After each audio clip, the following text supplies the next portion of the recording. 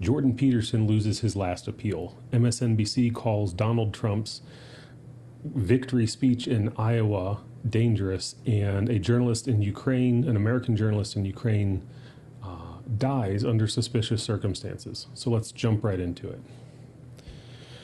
A high court in Canada ruled that Jordan Peterson will have to go through the re-education camp, if you will, after losing his recent appeal. The quote from Peterson is, "You've won this round. Mark my words, however, the war has barely started. There is nothing you can take from me that I am unwilling to lose." It's good to see someone actually standing up for this, but the tragedy in this is, as much good as he's done in a supposedly free speech society, Jordan Peterson now has to deal with a re-education camp, like a Nazi environment. Is that what this is? What part of free speech do they have left? You know, what are they dealing with? I guess that's just the direction we're going today. You know, the next piece in here was Trump won the Iowa caucus. He gave a speech. It was probably the nicest speech Trump has given. He was very grateful to a lot of people. He's normally pointing the finger. He's normally jabbing at people, making fun of people. This was one of the nicer speeches I've heard from him, and yet Rachel Maddow on MSNBC covering it said his remarks tonight will not air here live, and there is a cost to us at a news organization of knowingly broadcasting untrue things. But in watching what I did of his speech, I couldn't find anything that was deliberately untrue. I can't verify everything, but they didn't even get through his speech. There was no speech they listened to and then broadcast. They were unwilling to cover it on the principle that they just assume anything he says is a lie. But the problem here is, in the past, that's never been an issue. There's never been a problem with a news agency covering a political candidate. This is their time to shine. This is literally their bread and potatoes. The candidate says something, even if what he says is blatantly false. This is their time to jump in there and highlight everything that was wrong with what he said, and highlight everything that he did, all the inaccuracies in his statements, or just flat blatant lies, and kind of own him in their own environment where he doesn't get to have his own rebuttal. This is their own safe space, their own spot where they can make gold, and they won't cover it because in order to do that, they would have to show you what he said.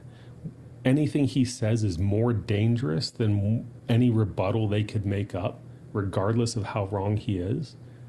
That doesn't make sense. This is literally their time to prove him wrong, but they view him more dangerous saying anything than any amount of rebuttal they could offer. So their response is to not let you hear what he has to say. Not that you can't go find it. It's pretty easy to find, but you can't hear what he has to say. The third piece for the night is Gonzalo Lira was an American journalist in Ukraine, living in Ukraine.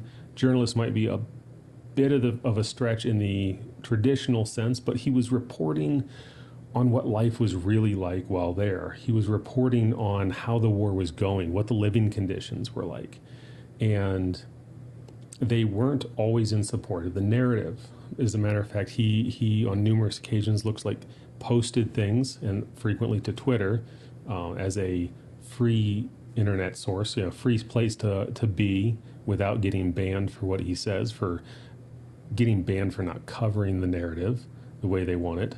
He was posting, covering how Ukraine was losing the war, how the aid we send them was already less than what they already had lost, how Russia is starting to thrive, their economy is becoming more independent. We're trying to cripple them, they're getting stronger. Ukraine's just losing, and how Ukraine is essentially a bloodthirsty, murderous state, his words. And in response to this, he ended up being informed he was going to end up in prison or a labor camp. He tried to leave the country. He did end up in prison, and his treatment after a little over a month was enough to kill him.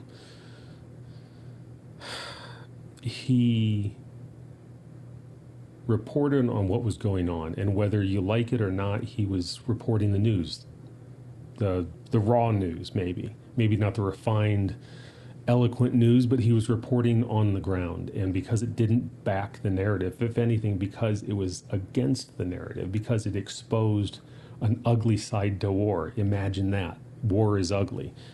There generally was no innocent parties, frequently the case in a war. All parties seem to do something wrong along the way. He reports on that. He ends up in jail. He ends up dead a little over a month. A little over a month. And I think the bigger thing coming together with all three of these pieces, with Jordan Peterson, with MSNBC's treatment, and CNN as well, but MSNBC's treatment of Trump, with Lyra, the journalist who died in Ukraine, this all highlights a bigger problem we're having today. This highlights a problem where free speech isn't welcome. And the idea is, if you're big enough, if you're well known enough, they just try to silence you. If you're small enough that no one really knows who you are, maybe you can just die quietly in a jail cell. So post more, do more, make your voice heard. They can't get everyone, as bad as that is to say. Get out there, speak up, speak your mind, and be willing to hear those who have an opposing view, because that is what's driving people apart today. Not being willing to listen unless they're just an echo chamber. So good luck, look things up, do your own research, and good luck.